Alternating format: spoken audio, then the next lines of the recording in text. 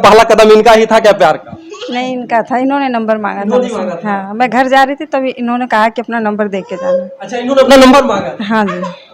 सन कितना रहा? जैसे हंसी उसी सब भूल गई है शादी के बाद मुझे। क्योंकि आपने अभी बताया कि इनकी हंसी देखकर ही आपने इनको पसंद किया। हाँ सर, मुझे इनके अंदर अच्छाई इनकी ये लगी। मैं जब शादी में देखी तो बहुत खुश रहते थे। मैं शादी के पहले भी जैसे मिली थी मार्केट वार्केट में जब भी, तो ये हंस देते थे, हंसते थे। लेकिन धीरे धीरे इनका जो हंसना है वही आपको जो दीवाना कर। हाँ हाँ, वही अच्छा लगा कि मतलब खुश रहेंगे। देखिए हंसना ऐसा नहीं है, झगड़ा कभी कभी छोटी मोटी बात पे कुछ ना कुछ हो जाता था। हाँ, कभी दिक्कत ये लगती थी, कभी बहुत ज़्यादा परेशान हो जाते थे केबीसी के लिए कि हाँ ट्राई तो कब से कर रहे हैं, नहीं आता था, खाना नहीं खाते थे। अभी झगड़े किएगा। और ये बताइए, जब अमिताभ बच्चन जी से पहली मुलाकात हुई तो आपको कैसा फील हुआ? सर उस समय ऐसा लगा कि बहुत मतलब कि जो सपना था वो सच हो गया। और उनसे हर कोई मिलना चाहता है, हर कोई उनका सपना, हर किसी का सपना होता है उनको देखना, उनसे बात करना, मिलना। तो मेरे लिए वो पल था उनके, मैं सामने बैठ के मैं खेलूंगा कौन बनेगा करोड़पति। ऐसा भी कुछ था कि उन्होंने अपना कोट ओट का, ठंडी का महीना था? हाँ, वो एक ऐसा मतलब कि एक ऐसा मोमेंट आया कि मुझे ठंड लग रही थी सेट पर, तो उन्होंने मुझे अपने जैकेट गिफ्ट किया था। किसी की दौलत देखकर हैरान मत होना और खुदा तुमको भी देगा परेशान मत होना। दोस्तों, मैं इस समय वीरों का गढ़, कलाकारों का गढ़ जिसे कहते हैं आजमगढ़, तो मैं आज आजमगढ़ में मौजूद हूं। और ये जो आजमगढ़ है ये अपनी पहचान के लिए मुहताज नहीं है। आप विश्व के किसी भी कोने में जाएंगे तो अगर आपने आजमगढ़ का नाम बता दिया तो शायद हर कोई जान जाएगा कि हाँ, आजमगढ़ जो है भारत का एक बहुत ही मशहूर जिला है। और मैं जहां पर मौजूद हूं इस समय, जैसा कि लोग ख्वाब देखते हैं कि मैं करोड़पति बनूंगा, लेकिन मैं जिस भाई साहब के पास में बैठा हूं ये ख्वाब नहीं देख रहे हैं, बल्कि कभी देखते थे और आज करोड़पति बन गए हैं। और जैसा कि आप सभी लोग जानते हैं, जो इस सदी के महानायक हैं, फिल्म जगत के सबसे बड़े स्टार अमिताभ बच्चन जी हैं, उनका जो एक चलता है जो है केबीसी, यानी कौन बनेगा करोड़पति, उस कार्यक्रम में इन्होंने अपना भाग लिया। और संजोग से, ऊपर वाले की कृपा से, माँ बाप के आशीर्वाद से इन्होंने उस जो है इनाम को जो है जीता। तो देखिए, मैं सबसे पहले इनका जो है परिचय जानना चाहूंगा। भैया, सबसे पहले अपना परिचय बताइए। मेरा नाम जसनील कुमार है और मैं अवंतिकापुरी आमक गांव से बिलोंग करता हूं। और मैं पढ़ाई, एक छोटी सी जॉब प्राइवेट। एक मिनट, जसलीन कुमार, जो जसलीन है, ये शब्द थोड़ा लगता है अपने इंडियन का नाम नहीं, थोड़ा विदेशी नाम लगता है, इसमें क्या राज है? एक्चुअली ये नाम मैंने ना दो नामों से मिलके मैंने खुद बनाए हैं। और मेरी जो आधा, क्योंकि मुझे जो नाम थे वो मुझे मेरी पर्सनालिटी को शूट नहीं कर रहे थे, क्योंकि मैं उस नाम से खुद। आपका नाम मुझे मतलब पुराना था, यानी माँ बाप द्वारा जसवंत रखा गया था? जसवंत, मेरे घर का नाम जसवंत है। तो मैं, आपने जसवंत को कन्वर्ट कर दिया, मतलब आधुनिक बना दिया, उसको जसलीन कर दिया, जसनील नाम कर दिया। और तो आपने नाम को बदलना क्यों जरूरी समझा? और मेरा जो नाम एक और है अनिल, तो जसवंत और अनिल को मिलाकर मैंने जसनील बना दिया। इसके पीछे रीजन है सर कि दोनों का नाम जोड़ने से मतलब कि आप एक तीसरा चीज बनाए, कहीं आपको ऐसा तो नहीं लगता हमारा नाम पुराना है, घिसा पिटा है, ऐसा तो नहीं लगा? नहीं, ऐसा नहीं था, क्योंकि मैं इस नाम से खुद को प्रेजेंट नहीं करना चाहता था। इसके पीछे एक रीजन ये है कि मैं जब भारतीय सेना के लिए फॉर्म भरा था 2005 में, तो जब उसमें क्या होता था कि ऑनलाइन का ज़माना नहीं था। हम लोग साधारण डॉक से भेजते थे, डेली पोस्ट करते थे जब भी कोई वैकेंसी आती थी। तो उस समय ऑनलाइन का ज़माना नहीं था। तो उस समय जब मैं फॉर्म लेके गया, अपने सारे डॉक्यूमेंट लेके गया, तो वहाँ का जो पहले क्या था कि पहले फॉर्म भरने से पहले, भरने के बाद आपको एक अटेस्टेड कराना पड़ता था गैजेट ऑफिसर से। तो मुझे लगा कि चलो मैं डाकखाने जाऊँगा, पोस्ट ऑफिस, वहाँ पे अपने फॉर्म भरूँगा और वो जो अधिकारी है मतलब पोस्ट मास्टर, उससे मैं अपना रजिस्ट्रेशन मोहर वगैरह साइन करवा के उसको वेरीफाई करा के भेज दूंगा।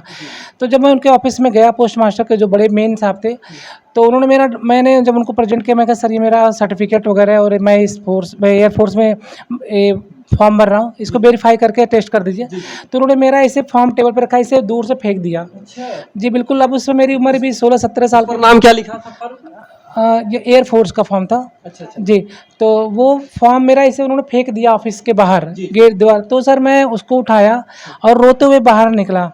तो मैं कहा कि जब मेरी फ़ोटो है, मेरा नाम सब कुछ है अनिल, तो ये मेरा क्यों डॉक्यूमेंट फेंक दिए? मैंने कहा सर क्यों ऐसा आपने क्या कहा? जाओ कुछ नहीं। वो डांट के मुझे भगा दिए। अब सर उसमें देखिए, अब उम्र कम थी, बच्चे की तरह तो खेल कूद की उम्र थी और बहुत अफसोस हो। देखो मैंने उसी दिन से उस सर्टिफिकेट डॉक्यूमेंट को एक साइड में रखा। मैं कहा आज के बाद कभी भी इस नाम से कोई काम नहीं करूँगा। अच्छा, जो अनिल नाम था? जी सर, उस नाम से कभी काम नहीं करूँगा।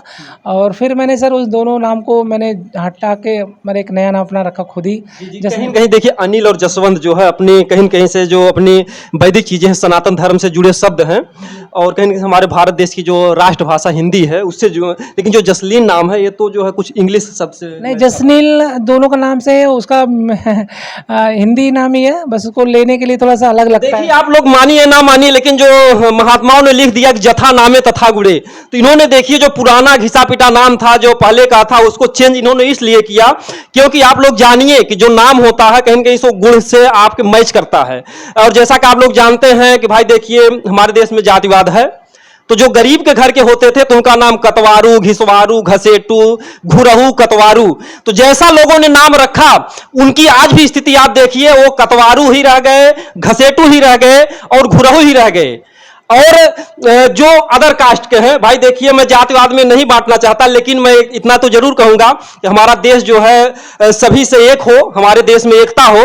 लेकिन जो बड़े बड़े लोग होते थे उनका नाम होता था सूर्य प्रताप सिंह, वीर प्रताप सिंह, चंद्रेश और दिग्विजय सिंह, तो इस तरीके से उनका नाम होता था। तो आज उसी तरीके से उनके नाम के हिसाब से आज वो बड़े बड़े पदों पर जो है कार्यरत हैं। तो दोस्तों जो भी हमारे वीडियो को देख रहे हैं, अपने बच्चों का नाम घुरहू, कतवारू, घसेटू ना रखकर अच्छा भैया नाम रखिएगा, क्योंकि देखिए आज वो चीज सिद्ध हो गई कि जथा नामे तथा गुड़े, इनका जो नाम था उस नाम को इन्होंने चेंज किया, और नाम को चेंज करने के बाद ये देखिए करोड़पति बन गए हैं भैया। और भैया तब एक करोड़पति बनने वाला जो है पॉइंट पर आप आइए, आपका जो कैसे कहां से शुरू हुई जो?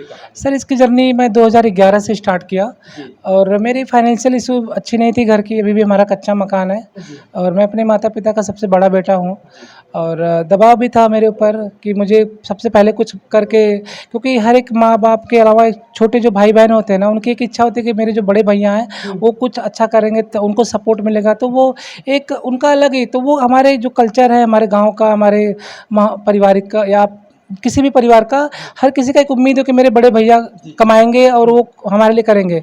तो वो उस भावना से कहीं ना कहीं मुझे बड़ा अफसोस होता था कि मैं कुछ नहीं कर पा रहा हूँ, ना घर के लिए ना घर के, लेकिन जो भी मेरी इनकम थी, सैलरी थे, उससे कुछ ना कुछ सपोर्ट करता था, लेकिन वो एक सपोर्ट था, बस ज़रूरत थी पूरी हो जाती थी। लेकिन एक जो होता है ना कि एक बड़े लेवल पे उनको हेल्प चाहिए, या एक घर की जो हमारी सबसे मूल हमारा जो भाव दिक्कत थी वो घर था, तो वो कहीं ना कहीं वो अधूरा था। कहीं ना कहीं जो आर्थिक स्थिति को देखते हुए आपके मन में होती थी कि हम भी कभी बड़े आदमी बड़ा बनने का ऐसा कुछ सोचा नहीं था, लेकिन हाँ बड़ा इन द सेंस कि बड़ा तक आप जैसे आप सोचे नहीं, फिर कदम कैसे रख सकते थे? जी बिल्कुल, बड़ा करने का सोचता था मैं, कुछ बड़ा करूंगा। वो किस मामले में होगा, उससे पैसे मिलेंगे क्या मिलेंगे ये नहीं आइडिया था, लेकिन वो ख्वाब था कि हमको बड़ा बनना, जब भी करूंगा बड़ा बनूंगा, ये तो जरूरी था कि बड़ा बनूंगा। वो पैसे से ही जोड़ लीजिए उसको। तो वो मंच मुझे केबीसी का 2011 मिला, और मैंने फिर तैयारी शुरू कर दी, कोशिश शुरू कर दी, असफल भी हुआ, फेल भी हुआ, लेकिन इसके बावजूद भी अपनी हिम्मत नहीं हारी, और फाइनली वो 2023 दिन आ ही गया, साल आ ही गया, जो मुझे खुद को साबित करने का एक मौका मिला, और मैंने वो किया, और आप लोगों के सामने है वो। अच्छा, इसमें जैसे पहला कदम कैसे रखता, अगर कोई खेलना चाहता और कोई भी जीतना चाहता, तो हमारे जो जुआ भाई देख रहे हैं इसका लाभ वो कैसे उठा पाएंगे? जी बिल्कुल, ये बहुत ओपन प्रोसेस है, इसमें कोई सेक्रेट नहीं है, ये बिल्कुल खुला है। उसके लिए कुछ प्रोसेस पड़ाव हैं, उसको पार करने होते हैं। सबसे इसके लिए कोई बुक पढ़नी पड़ती है? नहीं, ये कोई इसके रिलेटेड कोई बुक नहीं है। मैं यही कहूँगा, अगर कोई ये बुक बोले कि बुक है, तो बुक कुछ नहीं है।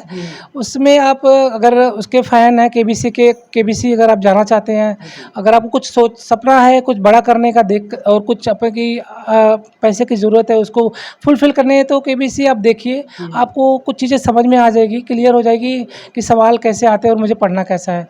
उसमें कुछ कोई किसी से कोई रिलेट नहीं, कनेक्शन नहीं है किसी बुक वगैरह का। तो जैसे बुक की कोई जरूरत नहीं, तो फिर जैसे जो सवाल पूछे जाते हैं वो अमिताभ बच्चन जी सारा सवाल करते हैं। अमिताभ बच्चन सर का जो सवाल होता है वो ज़्यादातर खेल से, सिनेमा से, पॉलिटिक्स से कुछ, हाँ ये भौगोलिक, हिस्ट्री, जीके यही है। अगर कोई अच्छा खासा छात्र है, वो पढ़ाई पर ध्यान दे रहा है, तो उनके सवालों का जवाब वो दे सकता है। जी बिल्कुल, अगर वो थोड़ा सा टेक्निकली पढ़ाई कर रहा है, थोड़ा सा गहराई से पढ़ रहा है, तो बिल्कुल वो जवाब दे सकता है, क्योंकि उसमें गहराई है उस सवालों में। उसमें वो एक सीधा आसान क्वेश्चन नहीं होता है, उसके बीच उसके अंदर बहुत सी चीज़ें बिल्कुल फैक्ट से जुड़ी होती है, तो वो फैक्ट पढ़ना बहुत जरूरी है। जी मतलब कुछ ऐसा अपना भी जो है कुछ प्राकृतिक चीज़ है, तो इसमें जो जुआ है उसके लिए वो क्या प्रयास करें, अगर उनको जीतना है तो क्या प्रयास करें, एक थोड़े से बताइए। अगर कोई भी जाना चाहता है या कोई भी कुछ भी करना चाहता है तो उसके लिए सबसे पहले उसका लक्ष्य होना चाहिए, उस पर अपना वो फोकस करे और जो एक भरोसा है, एक उम्मीद है वो बनाए रखे, ज़रूर सफल होगा। जी जी। तो यह पाने के बाद जो है फिर आपका क्या ख्वाब है, आगे आप क्या करने वाले हैं? सर बहुत बड़ा ख्वाब नहीं है, बस अपना एक छोटा घर हो, बीवी बच्चे खुश रहें, उनकी एजुकेशन बच्चों की अच्छी मिले और वाइफ भी कुछ करे और माता पिता भी जो है वो खुश रहें और जो भी उनकी छोटी मोटी इच्छा हो मैं कोशिश करूँगा कि पूरी करूँ। जी सर। बहुत अच्छी बात है। तो अच्छा, जैसे ये पैसा पाने के बाद फिर क्या कहीं आपने कुछ ऐसा भी पैसा लगाया कि भाई कोई गरीब हो, मोहताज हो, उसमें भी आपने कुछ लगाया है? अभी तो पैसा मिला नहीं आपको, या जब मिलेगा तो क्या आपने ऐसा कुछ सोचा है कि उसको कहीं धार्मिक कार्य में मिला? क्योंकि जो आपका ये घर देख रहे हैं, मैं कैमरामैन जी दिखाइएगा, बहुत ही धार्मिक परिवार है। कहीं ना कहीं से देखिए भगवान के तमाम फोटो हैं, त्रिलोकीनाथ के, और ये दादाजी हैं। और मैं ये भी बता दूं कि इनकी जो मतलब कि इतिहास है, ये बहुत ही जान लीजिए का ऐतिहासिक है। इनका जहां पर घर है, कभी राजा परीक्षित जो कि इतिहास के एक बहुत ही बड़े राजा थे, उनका जो है वहां पर कुछ यज्ञ हुआ था। जिस गांव से भैया, क्या सही बात है? जी बिल्कुल, मेरे गांव के अंतिकापुरी की एक पौराणिक कथा है, मान्यता है कि जो मेरा गांव है वहाँ पे महाभारत से जो वंशज थे राजा परीक्षित जी, उनके जब उनकी एक सर्प तक्षक ने काटा था तो उनकी मौत हो गई थी। तो उसका प्रतिशोध लेने के लिए राजा जन्मेजय ने हमारे अंतिकापुरी आमक ग्राम सभा में जो है वहीं पे यज्ञ करवाया था और वो यज्ञ से जो भी दुनिया के सर्प थे वो एक एक करके भस्म होते गए। जब लास्ट सर्प बचा शंकर जी के गले में जो तो उसको जब बारी आई तो फिर सब देवताओं तो ने बहुत लंबा इतिहास है, बाकी आप लोग तो जानते ही हैं, जो भी जो है सनातन धर्म को पढ़ते होंगे, इस इतिहास को जानते होंगे। और देखिए, और बात मैं अब दूसरी तरफ आपकी ले जाऊंगा कि जैसा कि कहते हैं कि श्वासों की जरूरत हो जैसे जिंदगी के लिए, और बस एक सनम चाहिए आशिकी के लिए। तो भैया देखिए, इन्होंने एक सनम भी चुना है, लेकिन इनके जीवन के बारे में थोड़ा जानना चाहेंगे कि सनम इन्होंने कैसे चुना है। भैया कैसे मुलाकात हुई थी आप दोनों? एक्चुअली मेरी शादी हालांकि पहले हम लोगों ने मिले शादी से पहले 2-3 साल पहले। ये दूर की मेरी रिलेटिव भी थी, लेकिन बहुत ज़्यादा हम लोगों का मतलब वो नहीं था, कनेक्शन नहीं था, बातचीत नहीं था। तो एक शादी में हम लोगों की मुलाकात हुई। हमारे एक बुआ के लड़के हैं इस शहर में, उन्हीं की शादी थी, तो उन्हीं में मुलाकात हुई। उससे पहले भी कुछ रिश्ते में थे क्या? हाँ, उससे पहले मेरी बुआ की लड़की इनकी भाभी लगती हैं। अच्छा। तो वो हम लोग उनके से ज़्यादा उनका मेन रिश्ता था, हम लोगों का दूर था, तो हम लोगों से उतनी बातचीत या रिश्तेदार नहीं थे। तो शादी में मेरी मुलाकात हुई माँ बुआ के लड़के। मुलाकात कैसे हुई, किस मोड़ पर हुई, किस तरीके से हुई? शादी में बुआ के लड़के की शादी थी, तो शादी में इनको देखा, तो ये भी देखी, तो फिर शादी जब हुई तो मैंने इनसे बातचीत किया और मैंने पहला कदम आपने इनसे कहा या इन्होंने आपसे कहा कि आप अच्छे लगते हो? नहीं, मुझे याद नहीं आ रहा है, लेकिन मैंने याद तो होगा भैया। प्यार की पहली शुरुआत है, क्योंकि देखिए लड़का जो डरता है, क्योंकि जो लड़कियां होती, कुछ लड़कियां जो अपना जूता चप्पल भी चला देती हैं, तो लड़के भैया प्यार करने में बहुत डरते हैं। तो भैया इसमें क्या आपको डर नहीं था जो है इनको पाने के लिए, या प्यार का परवान चढ़ गया कि हमें कुछ भी करना है? नहीं, ऐसा नहीं, परवान तो चढ़ने नहीं देना था। अगर परवान नहीं चढ़ा फिर आई कैसे? तो परवान चढ़ ही गया, आप जान लीजिए पार हो गए प्यार। परवान नहीं चढ़ने। धीरे धीरे अभी मुस्कुरा रहे हैं, अभी हम इनका भी हाल चाल लेते हैं। हाँ, बातचीत हुई हमारी, हम लोग एक दूसरे को पसंद किए और अच्छे एक दूसरे की भावनाओं को समझे। और कैसे पहली बात कैसे हुई? शादी में मुलाकात हुई, फिर बातचीत शुरू किए, फिर एक दूसरे बात आपने किया इन्होंने किया? वो बहुत ज़्यादा याद नहीं आ रहा, मतलब पहले ही मैंने ही पूछा था कि आप कहाँ से हैं और क्या करती हैं, तो ये बोली मैं पढ़ाई करती हूँ 12वीं का साल। उसमें पहला कदम आपने ही रखा, आपने एग्जाम बोले कि मैं 12 का इस साल एग्जाम दूंगी। तो मैं कहा ठीक है, अच्छा। तो फिर मैं कहा नंबर दे दीजिए, तो नंबर थोड़ा देखिए, आप याद रखिएगा, पहला कदम इनका ही था क्या प्यार का? नहीं, इनका था, इन्होंने नंबर मांगा था। हाँ, मैं घर जा रही थी तभी इन्होंने कहा कि अपना नंबर दे के जाना। अच्छा, इन्होंने अपना नंबर मांगा? हाँ जी। सन कितना रहा होगा भैया? 2011 के बाद। 2011। तब लोगों के पास कम मोबाइलें थी, आज कम से कम 12-13 साल पहले की बातें हैं। तब तो ज्यादातर कुछ पीसीओ भी चलते थे, और कहीं ना कहीं से इन्होंने मोबाइल नंबर मांग लिया। तब उस समय मोबाइल था आपके पास? हाँ जी, घर पे मोबाइल। छोटा वाला है बड़ा वाला? नहीं, छोटा वाला। छोटा वाला जी। तो बहुत अच्छी बात थी उस समय, अगर छोटी मोबाइल ही थी, लेकिन कहीं कहीं से तो भैया आपने नंबर मांगा। तो फिर इसके बाद पहला कॉल में आपने इनसे क्या बात किया? सर वो याद नहीं, बस हाल चाल से पूछा, हाल चाल लिए, फिर बातें शुरू हुई, बातें करते रहे आपस में। फिर शादी के लिए भी बात अप्रोच की हम लोगों ने एक दूसरे की फैमिली से, हम अपनी फैमिली से, अपनी फैमिली से। फिर 2014 में फाइनली शादी हो गई। फिर हम लोग साथ में ही, मैं इनको लेकर आने लगा, लखनऊ में था। फिर लखनऊ से जब मेरा ट्रांसफर, आपने वहाँ पे देखा था, शादी कितने साल बाद? शादी 3 साल बाद हुई। 3 साल तक आप लोग केवल फोन से ही बात करते थे? हाँ, फ़ोन पे बात करते थे, मिलते भी जुलते थे कहीं मार्केट वार्केट में। जी। अच्छा अच्छा। जैसे कभी कभार चुपके से रोते होते भी थे याद में इनकी? नहीं, ऐसा नहीं था। रोना ना नहीं, वो लैला रोते नहीं थे? नहीं ऐसा मतलब सिर्फ बातें हो जाती थी कि शादी पक्की होगी? हाँ, वो इसमें तो कोई अड़चन नहीं आई आपके माँ बाप की या इनके मम्मी पापा की? नहीं, वो एक्चुअली हम लोग सेम कास्ट से थे और दूर के रिलेटिव भी थे, तो इस तरह कोई बातचीत का वो दिक्कत नहीं आई। और देखिए मैं अभी इनसे थोड़ा सा बात करना चाहूँगा क्योंकि देखिए कहानी बहुत ही मज़ेदार है और ये दोनों जो है शादी में इन दोनों का प्यार हुआ और 3 साल बाद इनका जो है शादी हुआ और 3 वर्ष तो इनके लिए बहुत कष्टदायी होगा। जो भी जुदाई सहे होंगे शायद वो इस बात को जानते होंगे। क्या नाम है आपका? जी मनीषा चौहान। तो जैसे शादी के बाद कभी आपके जीवन में कभी अभाव आया हो और ये जो है केबीसी अपना खेलते थे, आपको पता था? हाँ जी हाँ, पता था, शादी के पहले से जानते थे। तो कभी पैसे वैसे के लिए आप इनसे कभी नाराज हो थे कि आज ये चीज़ नहीं है, ये खर्चा नहीं है, कभी ऐसा था? नहीं सर, नाराजगी वाली बात नहीं है। मतलब जॉब करते थे, इतनी अच्छी सैलरी नहीं है, लेकिन फिर भी उसी में सब मैनेज करते थे, देखते थे। हाँ, तो यही सब था। जैसे कभी ये कहते थे कि अमीर बनकर दिखाऊंगा, मेरा वादा है, कभी ऐसा कहते थे? क्योंकि केबीसी तो खेलते हैं। ये तो बोलते थे कि कुछ अच्छा करूँगा एक दिन। ये गाना नहीं गाते थे कि अमीर बन के दिखाऊंगा मेरा वादा? नहीं, गाना नहीं, लेकिन इनकी सोच शुरू से ऐसी है कि मैं एक दिन कुछ अच्छा करूँगा, कुछ अलग करूँगा, सब लोग मुझे जानेंगे, देखेंगे, ये चीज़ बोलते थे ये। अच्छा, तो जैसे एक तो ये तो मान लीजिए कि आप किसी बड़ी दुकान पे रहते हैं? जी, मैं एक मैक शोरूम है उसमें कपड़े के काम करता हूँ, जिस शोरूम में काम करता हूँ। कितने बजे वहाँ से आते थे? रात में सर 10:30 11। 10-11 बजे आते थे। फिर वो केबीसी की तैयारी कैसे करते थे? रात में पढ़ाई करते थे, खाना वाना खाने के बाद ये पढ़ते थे। आपके लिए भी कुछ समय दे पाते थे कि नहीं? हाँ, देते थे। तो कभी आपने कहा कि सारा दिन तुम काम करोगे, प्यार कब करोगे, कभी आपने इससे नाराजगी जाहिर की? नहीं, जो टाइम इनको मिलता था देते थे। और शादी मेरी हुई तब से मैं इनके साथ में ही हूँ। उस टाइम मेरी शादी अभी आपको जैसे अभाव नहीं महसूस हुआ कि कामों में व्यस्त रहते, हमारे लिए समय नहीं दे पाते? नहीं सर। कभी कभी ऐसा झगड़ा हो जाता है औरतों से कि आप हमेशा उसी में व्यस्त रहते हैं, क्योंकि देखिए सबके जीवन की कहानी है, कहीं न कहीं से पति पत्नी एक दूसरे के लिए ही बने होते हैं और दोनों में सामंजस्य होना जरूरी है। तो क्या कभी आप लोगों के जीवन में, आज 12-13 साल हो गए शादी के, कभी झगड़ा झंझट हुआ? झगड़ा सर हर मियाँ बीवी के बीच में होता है, होता था कभी कभी। जी, बहुत अच्छी बात। बहुत लोग यही कहते हैं कैमरे के सामने कभी झगड़ा नहीं हुआ, झूठ बोलते हैं। ऐसा नहीं है, झगड़ा कभी कभी छोटी मोटी बात पे कुछ ना कुछ हो जाता था। हाँ, कभी दिक्कत ये लगती थी, कभी बहुत ज़्यादा परेशान हो जाते थे केबीसी के लिए कि हाँ ट्राई तो कब से कर रहे हैं, नहीं आता था, खाना नहीं खाते थे। अभी झगड़े की पॉइंट है, क्योंकि जैसे आपने कहा, क्योंकि अगर झगड़ा नहीं होगा तो मोहब्बत भी तो नहीं होगा। क्योंकि देखिए कहते हैं तुम रूठी रहो मैं मनाता रहूं, इन अदाओं से और प्यार आता है। तो कहीं न कहीं से अगर जीवन का आनंद लेना है तो आपको कुछ न कुछ झगड़े झंझट करना जरूरी है। हाँ, तो वो तो हर मियाँ बीवी के बीच में हो जाता था कभी कभी। हाँ, ये नहीं कहूँ। कभी ऐसा भी झगड़ा हुआ 2-4 दिन आप लोगों में बातचीत ना हुई हो? नहीं, ऐसा नहीं है। हाँ, हो गया 2-4 घंटे बाद बात करने लगते हैं, ऐसा नहीं। फिर तब वो जो केबीसी में परेशान होते थे तो आप क्या कहती थी इनसे?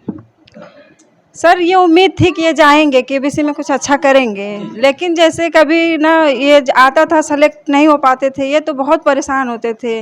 जैसे रात में सोते नहीं थे, खाना नहीं खाते थे। हाँ, बहुत ज़्यादा तो अच्छा नहीं लगता था।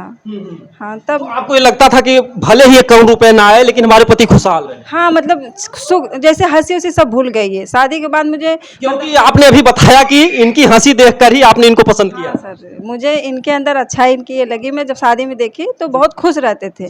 मैं शादी के पहले भी जैसे मिली थी मार्केट वार्केट में जब भी, तो ये हंसते थे। लेकिन धीरे धीरे इनका जो हंसना है वही आपको जो दीवाना करे। हाँ, वही अच्छा लगा कि मतलब खुश रहेंगे। देखिए हंसना सबको पसंद होता है, क्योंकि देखिए तमाम ट्रक वाले भाई लिखा के भी चलते हैं कि हंस मत पगली प्यार हो जाएगा। देखिए कहीं कहीं जो इनके जीवन में है, हंसना जो है इन लोगों को मिलाया है, तो आप लोग भी हंसते रहिएगा। और ये बताइए जब अमिताभ बच्चन जी से पहली मुलाकात हुई तो आपको कैसा फील हुआ?